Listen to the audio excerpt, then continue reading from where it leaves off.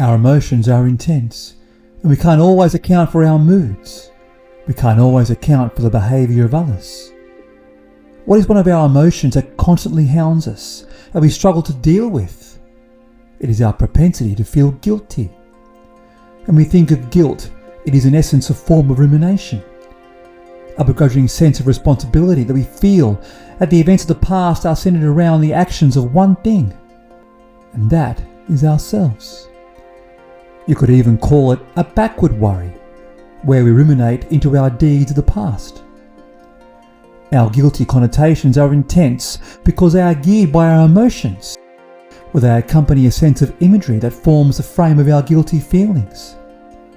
The saddened face of our mother or father when we did not visit, or conversely, the murmur of their wretched wrangling when we did not live up to expectations.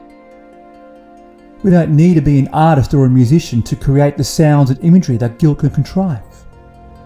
It is an inherent skill that is formed within our minds. As when we feel guilty, it is through the possibility of life that leads us towards change, where at times we will lament the choice later. Through the course of our childhood, adolescence, and even into adulthood, we have been taught by our parents, our teachers, and even our mentors, where we have developed a feeling that we have done something wrong. And while these are normal and expected paths of life, the flip side is that over the course of time, our own behaviour comes into question.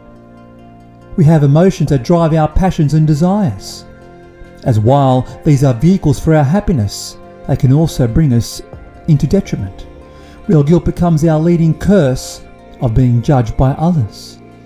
We become responsible for our faith, responsible to our partners, responsible to our superiors.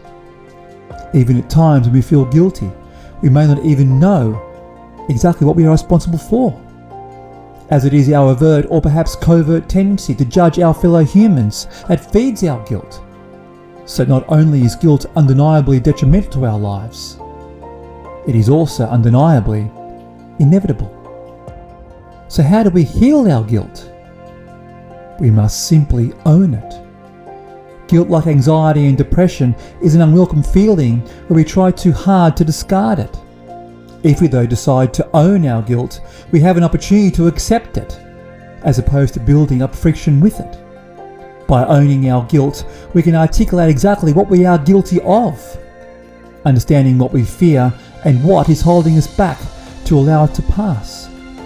When we own our guilt, we can take it from being a backward thought to a forward thought, asking ourselves what we can learn from it and take actions. We can make a distinction between our past selves and our present selves and slowly appreciate the strength that we have built so our guilt does not become a burden to us. As when we understand the universality of guilt, we don't need to fear it, and we can use our past as a vehicle to take its lessons and rebuild our future. As while guilt may hamper our freedom, to truly know ourselves becomes our freedom from guilt in itself.